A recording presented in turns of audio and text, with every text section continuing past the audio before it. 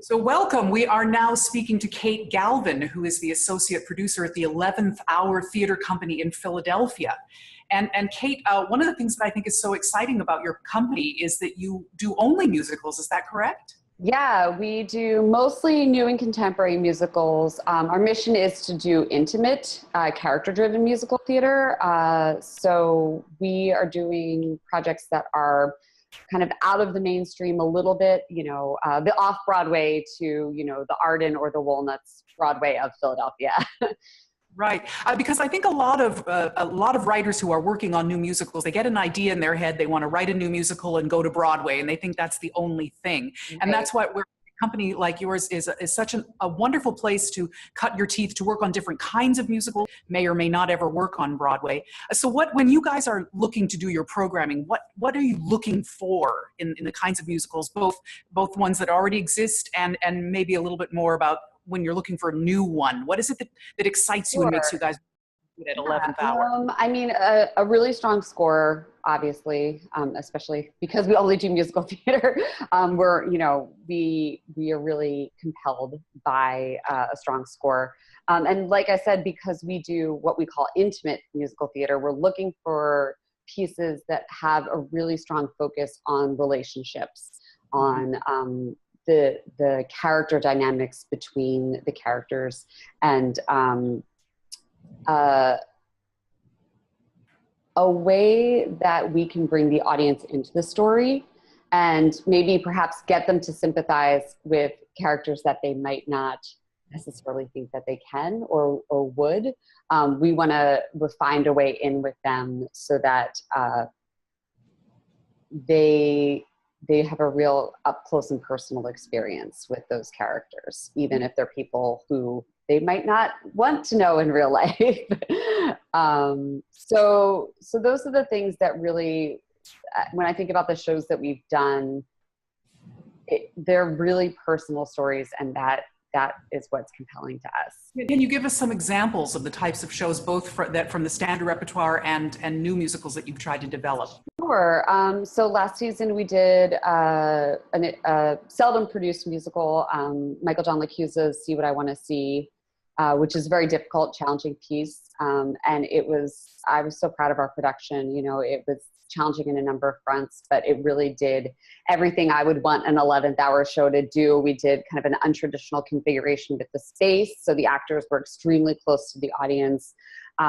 We did kind of unconventional staging as a result of that really changed the audience's literal perspective on the story as we were moving through the piece. And the music is incredibly challenging and not your traditional kind of toe-tapping 42nd Street Broadway musical. So I would say that that's a good example of an existing work that we've done. We've also done silly things like the Bombay of Errors on the other side of that, But again, it's a little unconventional, or was before Hamilton, in that it's a rap adaptation of Comedy of Errors, and it was virtuoso performances by 4 actors who were playing millions of characters. So just being in the room with people who are doing that is thrilling, So those are our examples of kind of like one end of the spectrum and the other of the existing kind of work we've done. We in 2015 did our first world premiere musical, which was also very silly, but an 11th Hour show all the same because it was a little twisted. We did a show called Field Hockey Hot, which was a piece that we had commissioned and developed with a local writer here in town named Michael Ogborn, who kind of splits his time between Philadelphia and New York and has a very big following here in Philadelphia.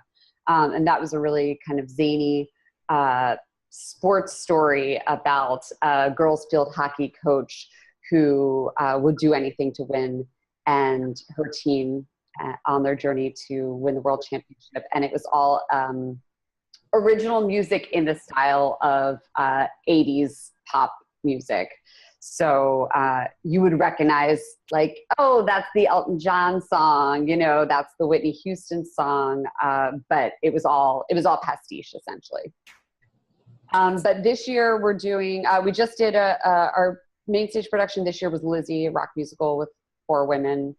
And next year we're going to be doing a world premiere of a piece called Big Red Sun by John Giler and Georgia Stitt, that they had started developing years ago, put in a drawer for a while. We had developed a relationship with John because we did his musical Avenue X back in, I think, 2009 or 10. And he loved the 11th Hour production so much that when he and Georgia took Big Red Sun out of a drawer again, he was like, you know what? This is the company that I want to do it. It's both an intimate and an epic story that spans a number of decades. So he felt like with our focus on intimate musical theater, we would be the right people to bring it to life, finally. So we're doing it next year. We're very excited. And both Lizzie, which is the story, a rock version of the story of Lizzie Borden, who killed her family with the axe, right? Yes. And we're both featured at NAMT. Is that how you first found out about them at the NAMT festival, or did you already know about them prior to I found out about Lizzie through NAMT. Big Red Sun, I was aware of it during NAMT, but it came to us because of this personal relationship with John. But we've done a number of shows that have come through NAMT. We did a reading of Danny Girl a couple of years ago.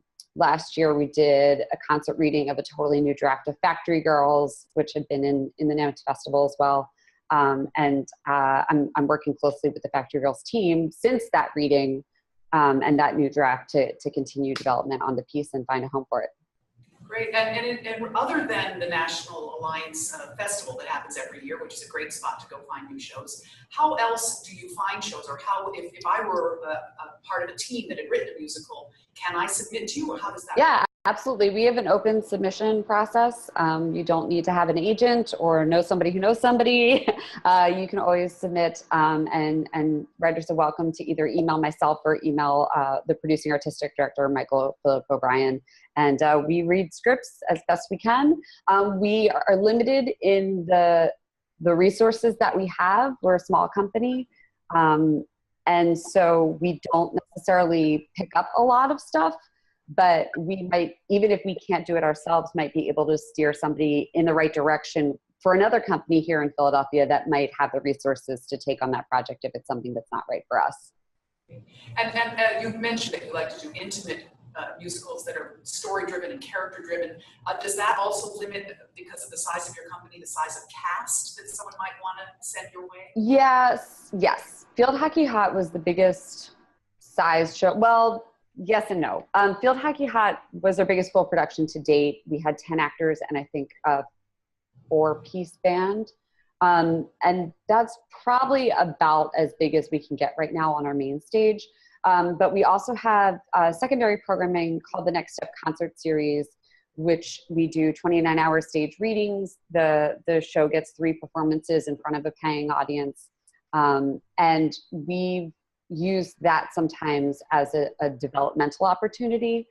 So we did a reading of Big Red Sun in that format when we first started working with John and Georgia, just to see how the relationship was going and to see how our audience responded to the piece. But we also did that with Factory Girls, which is a show that's much too large for 11th Hour to produce right now, but gave the guys an opportunity to get this new draft in front of unbiased audience who weren't friends of theirs or weren't New York industry people, were just people who loved musicals and wanted to come see the show. And so that's another avenue that even if your show's too big for us, we might be able to find a way to give it some exposure. And that would be our contribution to the piece. We don't necessarily have to be, along for the entire journey, but we can give you this opportunity to get it in front of people who are educated about musical theater, and we'll give you a pretty candid response to how it's going. So that means you're willing to be part of the pipeline. Exactly. Shows develop. So whether a show is right for you or not, or too big or too small for you, whatever, if you see some promise in it, you would see if there was anything you could do, or if you would pass it on to Exactly. Others. Yep, absolutely. That's fantastic. And you mentioned early on that the score is very important to you. Mm-hmm. When writers often agonize when they're submitting their scripts about how to present a score, in the old days, it was okay to just have a cassette player next to your piano, and and press play and have the composer sort of croak it out. It feels to me like that is no longer acceptable because of the technological advances that make it possible for people to do more produced demos. So Sure. have you found that really makes a difference now to have a better demo? It certainly helps. I would say that, putting a lot of money into producing, a demo with multiple instruments and multiple singers, like I know what a big investment that is.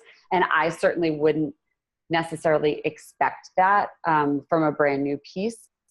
If it already exists, then great. It may leave me with more questions in terms of like, are these the real orchestrations? Did you already pay someone to do them? Is that taken care of? It's a conversation. But also on a new piece, I would be fine as long as the quality is good. I would be fine with piano and the singer.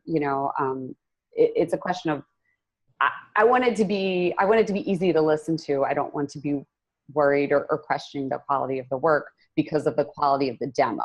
So I guess that's the main point, is like, if you put the time and energy into putting together a clean demo that sounds good and is a good representation of your work, then that tells me something about how you care about your piece. If the demo's sloppy, then that also tells me something. But I certainly don't expect, fully produced and orchestrated demos when people are sending me new work, because it would be foolish to waste the money when you might throw out half of those songs. Would you think it would make some sense? I've often advised writers of this, and I'd like to see if it works for you, to choose one or two songs from your show to perhaps produce a little more. Yeah, that would be really helpful. Yes. And then still have the rest of the songs, and they could be done with just piano and voice. Yeah, or just guitar, whatever it is that's the right sound for your show. But yeah, I think that's a great idea, that we get an idea with one or two tracks of like what the full score would sound like, but you don't have to do all of them like that. Yeah, I think that's great. I also say that good quality is better in the sense that if you have a voice, it's better if it's someone who sounds a good voice. Out of tune. We get a lot of those kind of demos. So, and there are, I think, I'm sure it's true in Philadelphia as well, that there are lots of musical theater performers that love to do demos. Absolutely. And so it's not generally too difficult to find some people who could really sound good in a demo. Yeah, and I think, if composers don't feel like they have the technological wherewithal themselves, then, maybe find another musician friend or find a sound designer. We have a couple sound designers in town who have studios in their homes, and, they'll sometimes have people over to cut demos there. And it's not going to be like full on amazing recording studio quality, but it's going to be good enough to do what you need to do for the purposes of submitting. So Kate, back to the 11th Hour Theater. Can you tell us, you started to tell us a little bit about some of the things you're doing this coming season. Can you give us Sure. So we're doing, we have 3 different programming streams. Our main stage show, we just do one main stage show a year because that's where we are in the evolution of our company right now. That's what we can do. So we're doing Big Red Sun. That'll be in the spring. We're doing 3 shows in our Next Step concert series, which was the readings I was telling you about. And we do those with a small band and theatrical lighting, so people have a theatrical experience, but it's rehearsed enough that it has some polish to it. This year we're actually doing all, there's no new shows in our concert series this year because we're doing this world premiere as our main stage show. We decided to balance it out a little bit. So we're doing Hair. It's the 50th anniversary of Hair this fall.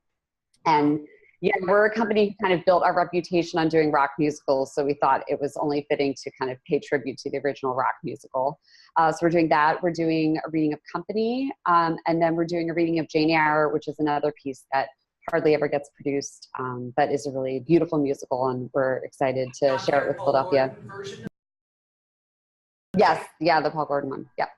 And then we have, this year we launched our Spotlight series, which is a cabaret series that we do at a local music venue that has, has a full restaurant. Essentially, it's very much, if you've been to New York and been to 54 Below, we're trying to create a similar experience for our audience members here in Philadelphia and give them a kind of like intimate evening with an artist they love. So We're going to be featuring some of our favorite artists here in Philly, including hopefully a local band that is made up of all actors.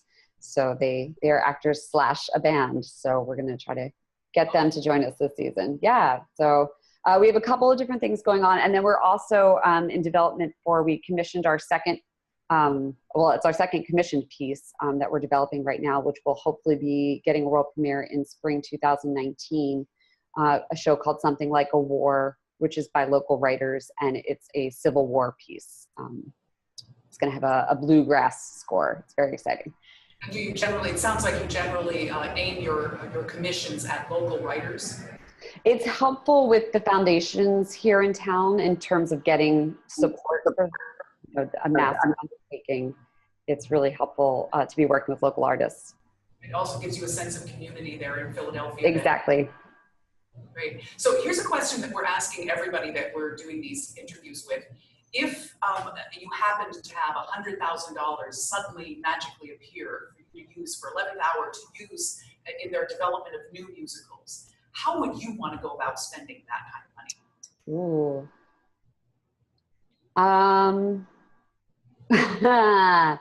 I don't know. I think we would probably do a big search and like put another show or two in the pipeline. Right now, we don't have any more. We don't have any shows in the pipeline for past 2018, 2019 season. And as you know, it takes a couple of years to develop things. So actually, probably next year, by 2019, we should be developing something else if we're going to get it done in 2020 or 2021. So we would probably use that to kind of shore up a developmental pipeline, because orchestrations are expensive and all those things. So it would also help us if we wanted to reach out beyond our own community. John and Georgia are both based in New York, so every time we bring them down, we're paying additional money for them to come travel to and stay in Philadelphia. So it would open up the possibilities for us in terms of who we could work with and what we could do. Well, thanks, Kate. To wrap things up, I'd love to have your thoughts about what you see as the future of musical theater and what kind of advice you would give to musical theater writers about how they can take advantage of that with what they're going to write next. Yeah, I would say get past your really, really personal growing up and my struggle of my 20s musical, write it, and then get past it and move on to the next idea. The things that have captured my imagination lately are shows like Natasha Pierre, or even going back to something like Here Lies Love. For me personally, experiences that are really outside of what we think of as musical theater and really viscerally exciting, and involve the audience in a way that we aren't used to as a musical theater audience.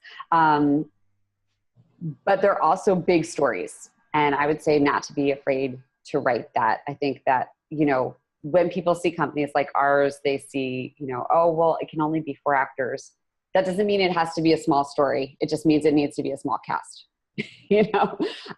So that's why I say kind of get past that very personal, like I'm struggling my 20s musical, and write something bigger that with really high stakes. That's the thing that I find most often when I'm reading these days. I'm like, are the stakes really high? Do I deeply care about these characters succeeding or failing? What are they risking? I want, if you're doing a musical, I want the stakes to be high. I'm past the just kind of everyday life musical, I would say. Great. Yeah, it sounds like that's a bit of a trend that we're hearing, that we really need to remember that great musicals have great stories. Yeah, absolutely. And obviously a great score to support it, but the score has to be supporting a great story or it's not going to go anywhere. Yeah. Yeah. So much, Kate. It's been great talking to you. Really interesting to find out what's up at the 11th Hour Theatre Company, and we wish you all the best with your upcoming season, and we hope lots of people will flock to Philadelphia to see what you're coming up with next season. I hope so too. Thank you so much for this opportunity, Elise. Thank you. All right. Talk to you soon.